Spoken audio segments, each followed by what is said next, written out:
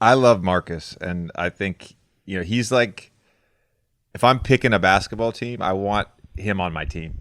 He gets under guys' skin. He competes. There's a level of flopping to the Marcus Smart experience, but I think that overshadows all the other amazing stuff he does.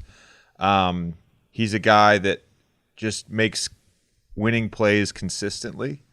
When I was in Philly and even my last couple years in LA, when Marcus and Jalen would guard me a lot, like there was some banter back and forth at times, but ultimately, by my end of my time in Philly, like the three of us just had just a mutual level of respect, and I sort of acknowledged that to them, and they did to me verbally. So I there's no like ill will at all from my part for Marcus at all. And I just enjoy watching him play. I like guys that compete like that.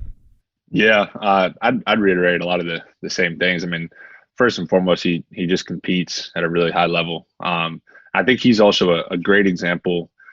Obviously, there's such a trend in basketball right now to talk about analytics and what's a good shot, and you know how do you all these numbers can tell you who's really impacting winning and doing this and that.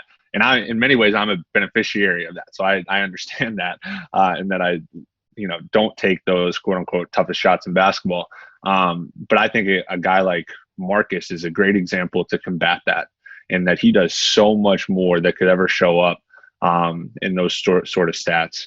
And he obviously does a lot for them, and he's just one of those guys that is tough to play against. He makes it tough to play against. So I have a lot of respect for him. Obviously, we're gonna try to continue to make it tough on him as well. But he's had a great series so far.